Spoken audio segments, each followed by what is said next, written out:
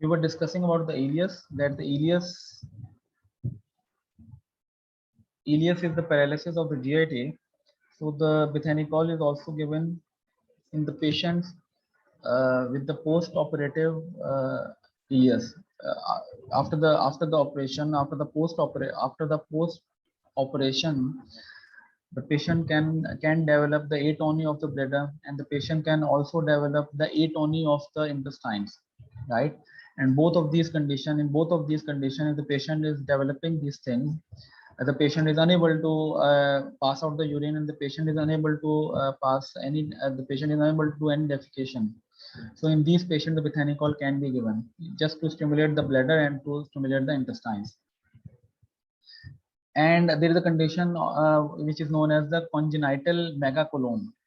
Congenital megacolon. आपको ये दिख रही है बेटा, ये जो मैं ये bethanechol की स्लाइड दिख रही है?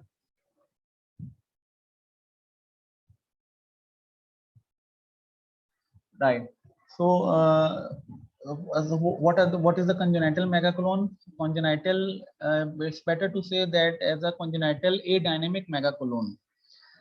Now, the congenital adynamic megacolon is a condition in which the person is born with that condition, the condition of the megacolon. The person is born with that condition, and why that patient is suffering from that congenital congenital adynamic megacolon? Because in these patients, so for example, this is the large intestine, and so for example, if there is a small portion, if there is a small portion of the large intestine, if for example, if this is the small portion of the large intestine which is not getting innervated by the parasympathetic nervous system, right? So if it is not able to get any innervation by the parasympathetic nervous system, which they are not getting congenitally, and because of not getting any innervation by the parasympathetic innervation in that small area of the large intestine, so there will be the no release of acetylcholine. And when there will be the no release of the acetylcholine, because it is not getting any innervation by the parasympathetic nervous system, so that acetylcholine will not be there. So because of the absence of the acetylcholine will not be able to bind with the muscarinic receptors on the large intestine. So therefore, there will be no contraction of that part of the large intestine. So for example, if you take the food and the food comes into the large intestine and they stay over there because of the lack of innervation to that area, there will be no contraction into that area. So the food will not be able to pass easily from this side to this side, right? So the food will stay over there for longer period of time, right? So this state is now called as an adynamic, because only the small part is affecting because of lack of innovation. So that results in the megacolon, because the food is now staying in that area because food is staying in that area for longer period of time, unable to pass from unable to move into the intestines, because there is no innervation by the parasympathetic nervous system. And so therefore that condition which the person develop is known as the megacolon, and that is occurring in that patient congenitally. The person is born with that condition, right? So this is known as the congenital adynamic megacolon,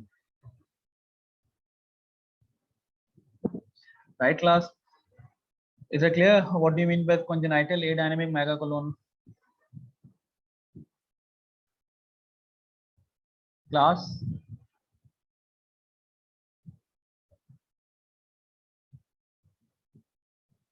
Right. So in that patient, we give we can give the bethanechol, and when the person takes the bethanechol, that bethanechol resembles with the structure of acetylcholine. So they will go and directly and bind with these muscarinic receptors on that area which is lacking the innervation by the parasympathetic nervous system, and that area will also contract.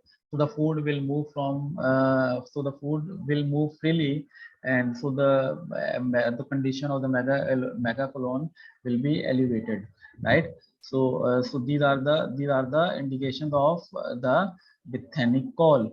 So what we have discussed about the Bethany-Call. Bethany-Call, remember, Bethany-Call activates the bowels and the bladder. It is stimulating your bladder wall after it is stimulating your bladder wall and also the it is stimulating your bladder wall and also the intestines, and you are stimulating the bladder and the intestines after the post-operative after the post-operation and after also the postpartum, right? And also some patients who are born with the condition which is known as the congenital adynamic megacolon, you can also give the Bethany-Call to these patients.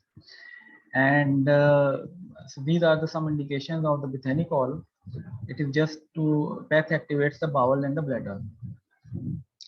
Now, what are the contraindications? What are the contraindications in which we do not give the Bethany-Call? What are the contraindications in which we do not give the Bethany-Call? Contraindication means these are the conditions in which we cannot give the Bethany-Call, like the peptic ulcer, like the COPD. These are the if any patient is suffering from the peptic ulcer or the COPD, we do not give the Bethany-Call to these patients. You know the reason why? Because in the peptic ulcer, peptic ulcer patient is having the increased gastric acid secretion, and at the top, if you give the Bethany-Call, and at the top, if you give the Bethany-Call, what will happen? You are increasing the secretion more, so you are aggravating the peptic ulcer. So therefore, this is the reason Bethany-Call is contraindicated in the patient with the peptic ulcer. In the patient with the COPD, chronic obstructive pulmonary disease. In the chronic obstructive pulmonary disease, you know that the patient is having the narrow bronchi, and at the top, if you give the Bethany-Call, you know the Bethany-Call muscarinic agonists also do the bronchoconstriction, so you can aggravate the condition of the COPD. Therefore, this is the reason you not give the Bethany-Call to the patient of the asthma and also to the patient of COPD. Also, Bethany-Call is contraindicated in patient with the ischemic heart disease. Now, ischemic heart disease is a disease in which there is a reduced function, or reduced contraction of the heart. And at the top, if you give the Bethany-Call to the patient, you know that the Bethany-Call, the muscarinic agonist drug, will decrease down the heart rate and will decrease the conduction velocity. So therefore, these patient with the ischemic heart disease, they already have the reduced heart function, and at the top, if you give the Bethany-Call, they will further decrease the heart rate and decrease the conduction velocity. So you are precipitating the chances of the myocardial infarction. So this is the reason Bethany-Call should not be given to the ischemic heart disease patient. Also, the Bethany-Call is not contraindicated in the patient with hyperthyroidism. You know, hyperthyroidism is the condition in which there is an increased production of the thyroxine in our body, and the increased production of the thyroxine in our body, when there is an increased quantity of, when there is an increased amount of thyroxine in the blood, they will increase your heart rate, right? And the chances that the increased level of thyroxine in the blood increases the heart rate, and also the person can develop the arrhythmia also, right, with that increased heart rate. And we have discussed in the previous meeting the action of the muscarinic agonist, that the muscarinic agonist at the level of the heart can develop the atrial flutter and can develop the atrial fibrillation, which is also a type of the arrhythmia. So you are increasing the chances of the atrial flutter and fibrillation in the patient with the hyperthyroidism. So the patient can develop into a severe state of the arrhythmia and can develop the cardiac arrest. So therefore, this is the reason the muscarinic agonist drug or the Bethany-Call should not be given the patient with the hyperthyroidism. Just because why? Because the hyperthyroidism patient has increased level of the thyroxine in the blood, and increased level of thyroxine in the blood increases the heart rate. You have read these things in the physiology. Then there is also a condition occurs which is known as the Parkinson disease. In the Parkinson disease, we do in Parkinson disease we do not give the muscarinic agonist drug, and the bethanical also. It is contraindicated. Why? Because in the Parkinson disease there is an imbalance of the acetylcholine and the dopamine in our body. Normally, in normal person, there is a balance between the acetylcholine and dopamine. The acetylcholine and the dopamine are in the balance in the normal person, but in the Parkinson disease, this balance is disturbed, and this balance is disturbed, and this balance is disturbed. I think they have falsely done this.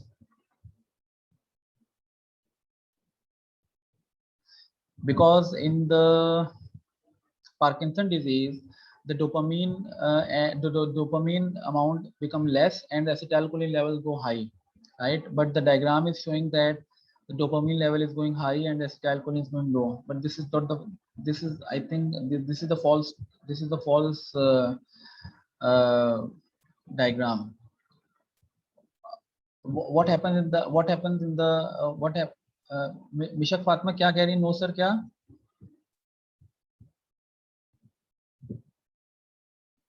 Exactly.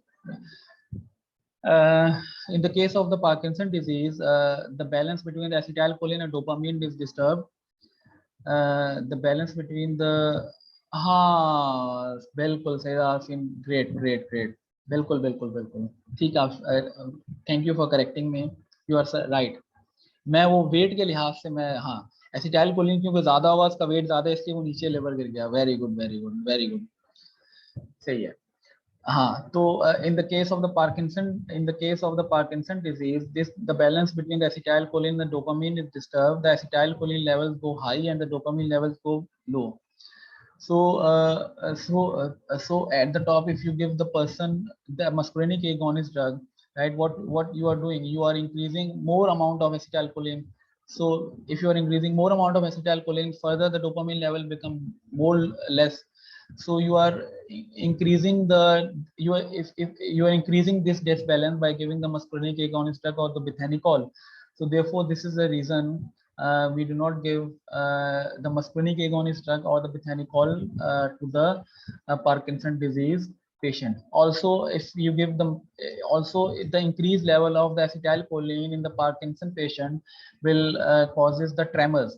And at the top, if you give the bethanical, the muscarinic agonist drug, you are increasing the chances of the tremors in the person, in the Parkinson patient. So therefore, this is the reason the muscarinic agonist or the bethanical are not given to the Parkinson patients, right? So these are the contraindications. These are the contraindications not only to the bethanical but also to all the muscarinic agonist drugs, because you know why, right class? Is that clear? ये बहुत मैंने जल्दी और briefly में आपको contraindication के बारे में बता रहा है, क्योंकि ये आपका सारा फिजियोलॉजी है. ठीक है क्लास, आगे चलें.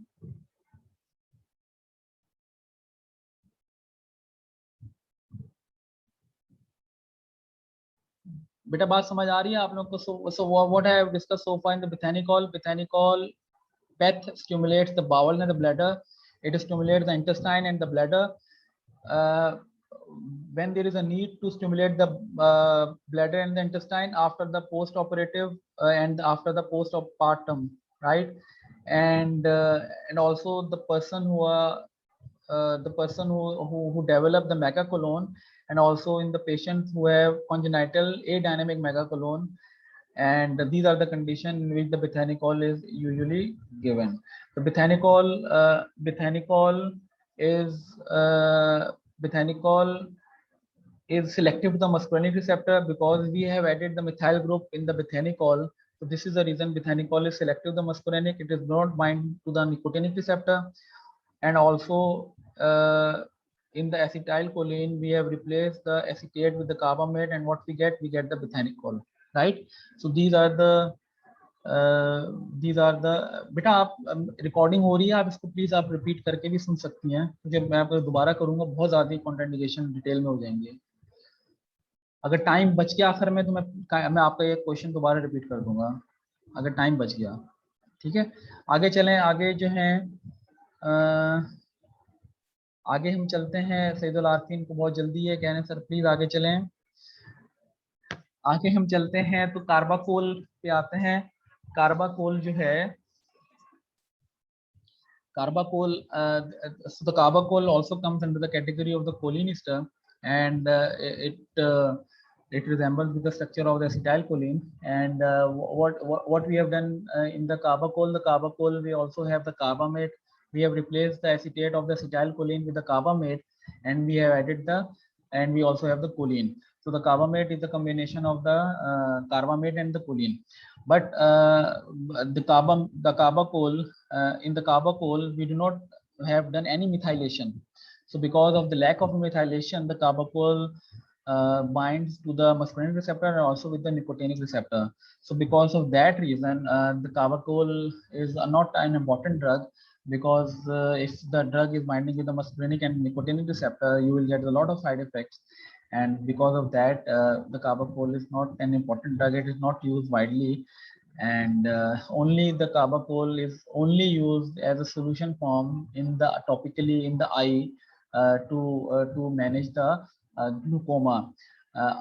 If the pilocarpine do not works, right? So carbachol can be used in the eye to manage the glaucoma, but is not the first choice. It is the last choice. The first choice to manage the glaucoma is the pilocarpine, which we discuss in a moment, right? So the carbachol is not an important drug because it is binding with the nicotinic and the muscarinic receptor. So I will not tell you much about the carbachol. So we go ahead, and then there is another drug comes which is known as the methacholine. Methacholine is a drug which is also the choline ester, and the methacholine do not have many indications. Methacholine is only used as an inhalation to diagnose the asthma or the bronchial hyperactivity, right? We give the methacholine as an inhaler to confirm, to check, to diagnose the asthma, right? And if the person is having asthma, after giving the methacholine, there will be a drop of breathing in that patient.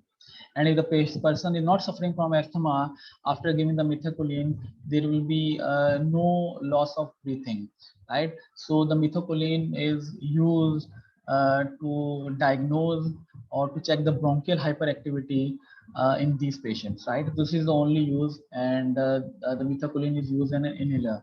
So we start with a very low dose and up to a maximum dose, and we check the bronchial, the level of the breathing in these person. If the level of breathing is decreasing down, then it means that the person is suffering from the asthma. And if the level of breathing is not coming down, it means that the person is not having any asthma or bronchial hyperactivity disease, right? So this is just used to check uh, the asthma, diagnose the asthma. So and always remember, when you are performing these tests, make sure you have an inhaler with you, right? ठीक है class, आगे चलें। मिथाकोलिन भी हो गया। मिथाकोलिन की बस ये, इसको हम बोलते हैं bronchial challenge test. Also we can say that is the bronchial challenge test. आगे चलें class.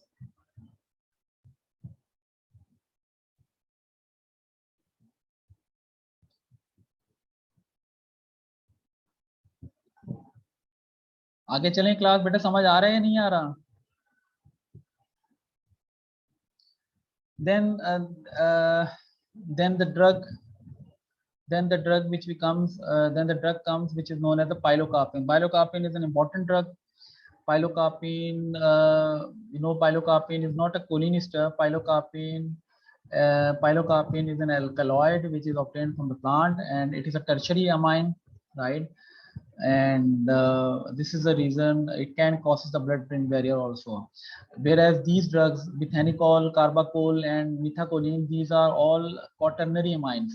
and so therefore this is the reason they are not able to cross the blood-brain barrier, because if the drug is a quaternary amine, it is water soluble, and if it is tertiary amine, it is lipid soluble. So the pilocarpine is a tertiary amine, it able to cross the blood-brain barrier. Then pilocarpine is a pilocarpine falls under the category of the alkaloids. It is obtained from plant, it is a tertiary amine, and we do not use pilocarpine systemically. It means we do not take the tablets, and we do not take the tablets and the parentally the pilocarpine, right, because of the side effect profile. But the pilocarpine is a very important drug if it used topically in the eye, and it has a very important indication which is used to manage the acute angle glaucoma, right. It is a very important indication of the pilocarpine. It is a drug of choice in the person who has the acute angle glaucoma, right?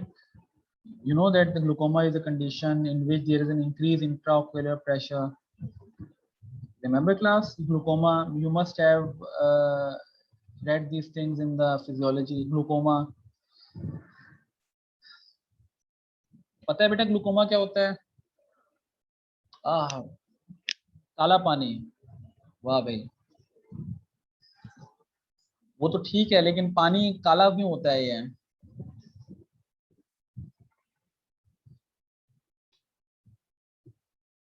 Right, तो glaucoma के बारे में पढ़िएगा, नहीं समझ आया तो मुझसे पूछ लीजिएगा। हम एक क्वेश्चन आंसर सेशन की क्लास भी रख सकते हैं जिसमें वो स्टूडेंट्स जिनको ये चीजें नहीं समझ आ रही कि ग्लूकोमा या ऐसी कुछ चीजें जो फिजियोलॉजी से रिलेटेड हो, मुझसे पूछ सकते हैं बाद में क्वेश्चन आंसर सेशन में।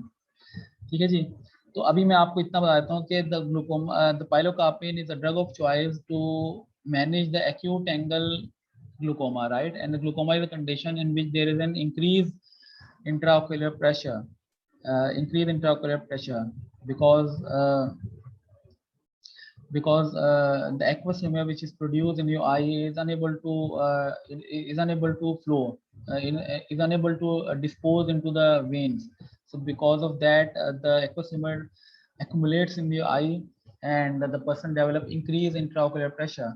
So what the pilocarpine is doing in these patients, when you take the pilocarpine, you know the pilocarpine is a muscarinic agonist drug. When you instill the pilocarpine into the eye, that pilocarpine will, number one, will constrict your pupil. Remember the actions of the muscarinic agonist on the eye. When you give the pilocarpine will go and constrict the pupil. Secondly, it will stimulate and contract the ciliary muscles. So constricting the pupil muscles and constricting the ciliary muscles, that will ease the flow of the aqueous humor. So the aqueous humor will be easily flow into the canal of Schlemm, and from there it will go into the veins, and it will lower the intraocular pressure, right? So this is how the pilocarpine is lowering your intraocular pressure. So it is a drug of choice in the patient with the acute angle glaucoma, right? It can use in both the type of the glaucoma, open angle glaucoma and the closed angle glaucoma, right. अगर किसी को ये चीजें नहीं पता है glaucoma की types of, please वो पढ़े फिजियोलॉजी में। अगर फिर भी ना समझ आए तो फिर मुझसे वो आके पूछ सकता है। लेकिन pilocarpine, how the pilocarpine is reducing the intraocular pressure by constricting the pupil and by the ciliary muscles. So it results in the better flow of the aqueous humor, so the better drainage of the aqueous humor from the eye into the veins. So it helps to lower down the intraocular pressure. So this is the number one thing, pilocarpine, very important. Pilocarpine, ophthalmic drug, very important, right? And how we can recognize the person with the glaucoma. Remember, if the person is complaining you, if the person is having the red eyes, and they complain you the pain in the eye. If the person is suffering, if you see the person eye and he is saying that I have the pain in my eye, and with the pain in the eye, you are saying the person eye is also red. So there may be a chance that the person is suffering from the glaucoma. So in these patients, acutely we can give the pilocarpine, and the pilocarpine will have to lower down the intraocular pressure, and the person will be able to retain his eyesight, right? So acutely the pilocarpine, remember that drug. Then there is also another sentence by which we can remember the indication of the pilocarpine. Piles, it is not the piles, the disease, right?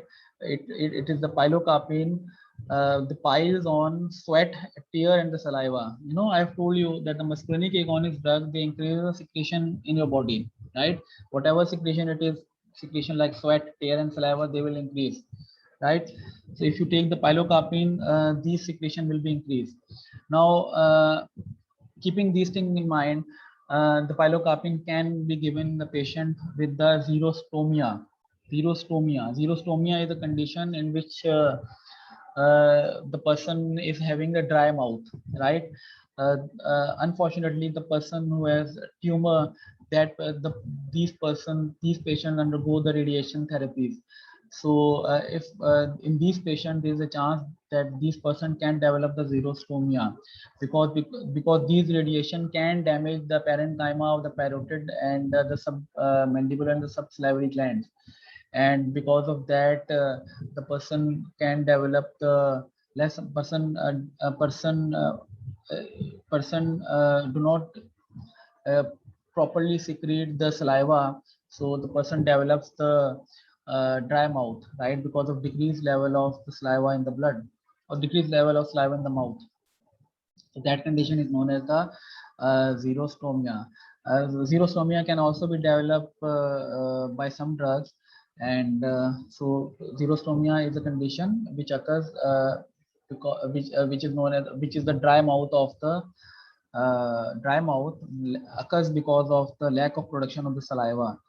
So the pilocarpine comes in the spray form, right? So the person who are complaining of the person who are complaining of the dry mouth, we can give the pilocarpine spray to these patients.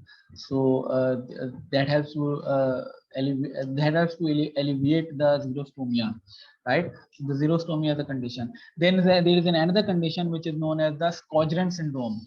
Sjogren, right? Sjogren syndrome. Sjogren syndrome is a syndrome. It is an autoimmune disorder in which your own immune system destroys these parotid, the subsalivary and the submandibular glands, and because of the destruction of these glands, the saliva and the tears, the saliva and the tears will not be able to produce, right? So, so the person with the Sjogren syndrome, they have the dry mouth and with the no tears. So imagine the woman with no tears, the life will be much easier for the men. So the Sjogren syndrome is a condition with the no tears and the dry mouth. So if in these patients, if some parenchyma of these glands are working, so we can give the pilocarpine to these patients, and that will stimulate the production of the tears and also the production of the saliva. So that helps to alleviate the Sjogren syndrome, right? So this is the indication of the pilocarpine. Also, the pilocarpine is given in the the pilocarpine is given to to reverse the atropine-induced mydriasis. Atropine is an anticholinergic drug, antimuscarinic drug, and the atropine causes the dilation of the pupil, increase in the size of the pupil, which is known as the mydriasis. So, if any patient in any patient, for example, if the person in which you have given the atropine in the eye, that patient is suffering from the glaucoma, and at the top in that patient you have given the atropine. So the atropine is contraindicated in patient with the glaucoma, right? So accidentally you have given the atropine to that patient. So so we have to reverse that atropine induced mydriasis, because it is increasing the intraocular pressure in that patient and can damage the patient retina. So to reverse the atropine-induced mydriasis, we give pilocarpine into these patient eyes. So that helps to reverse the atropine-induced mydriasis. You know the atropine is an anticholinergic. Atropine binds the muscarinic receptor. So when you give the pilocarpine will displace that atropine, from the muscarinic receptor. So the pilocarpine will be able to produce its action and reverse the atropine-induced mydriasis. So this is how you are reversing the atropine-induced mydriasis with the pilocarpine, right? So these are the indications. These are the some indications of the pilocarpine. Is that you understand, class?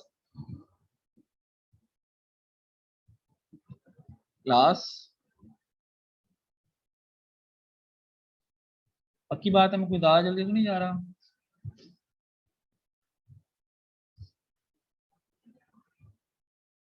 So we can also remember the pharmacological effects of cholinergic agents with the abbreviation which is known as the sludge.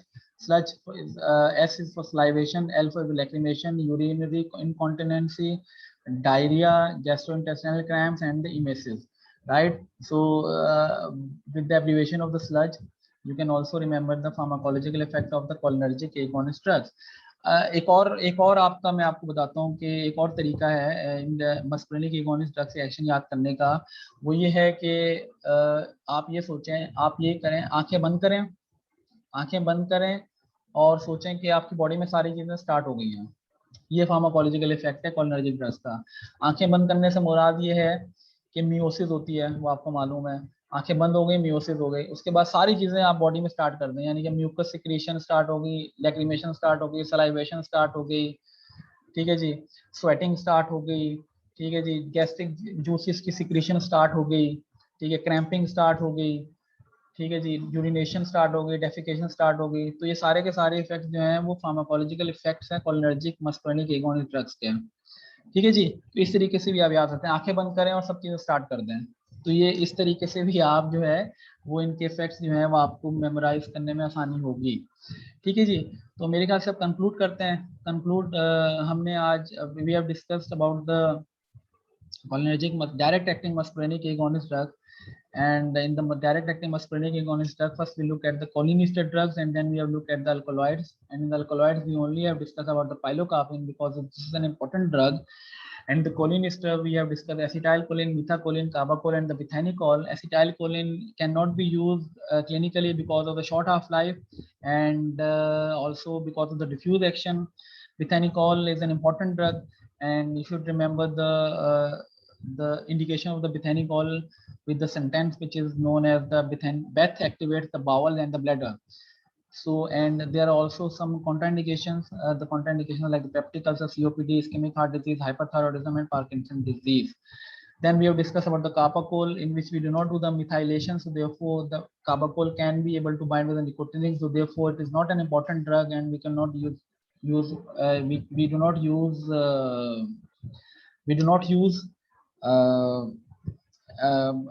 very widely. Then there is a drug which is known as the methacholine. Methacholine is only used to challenge the bronchi, used to diagnose the asthma. The person with the methacholine develops the low breathing, and that will show the positive result. And the person with the methacholine, if you give the methacholine, if the person do not decreases the breathing, then this negative result shows that the person is not suffering from the asthma. So it is used to diagnose the asthma or the bronchial hyperactivity as an inhaler.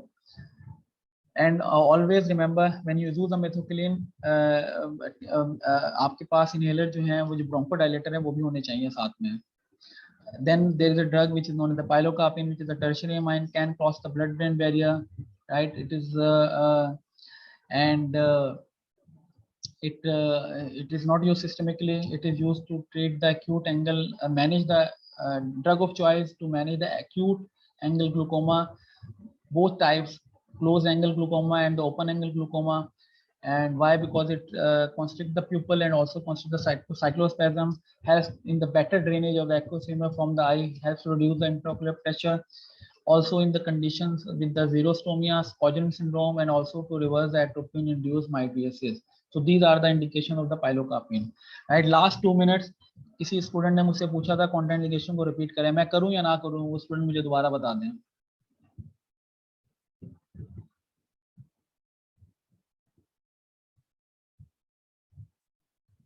College का paper जो है, जो classes ले रहे हैं, जो पढ़ रहे हैं, उनके लिए तो बहुत इजी होगा, लेकिन जो नहीं पढ़ रहे हैं, मैं देख रहा हूँ कि कुछ स्टूडेंट्स जो हैं, वो कितने स्टूडेंट्स आ रहे हैं, कितने नहीं आ रहे हैं। ठीक है जी। तो वो बाद में बिल्कुल मैं इस चीज़ में नहीं लीनियंसी नहीं दिखाऊंगा। तो जो बच्चे पढ़ रहे हैं, क्लासेस ले रहे हैं, समझ रहे हैं, उनके लिए पेपर बहुत आसान होगा, लेकिन जो नहीं पढ़ रहे, जो नहीं समझ रहे चीज़ें हैं, उनके लिए वो डिजास्टर होगा।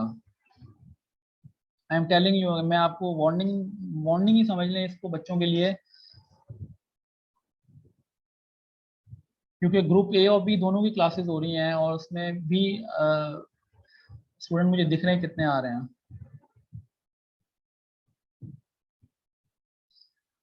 देखें, exactly, objective objective objective base ज्यादा होगा,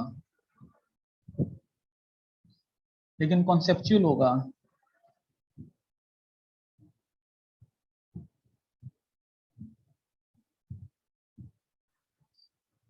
ठीक है, कोई कोई एनी एनी मोर क्वेश्चन?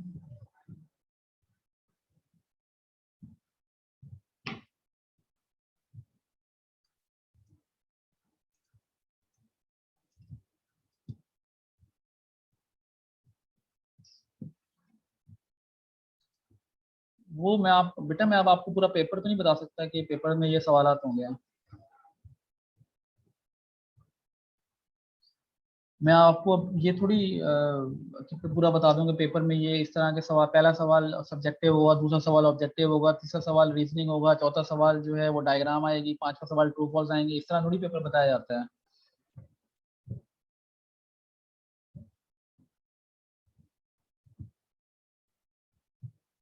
ठीक है, कोई और सवाल बेटा आज के लेक्चर के हवाले से? बेटा एडरिनर्जिक का मैं क्या शेयर करूँ, आप सारे मुझे ये कह जा रहे हैं कि एडरिनर्जिक के चैप्टर आप बुक्स को उठाएं, तो आप लिमिट को आप बुक्स ही नहीं उठाते।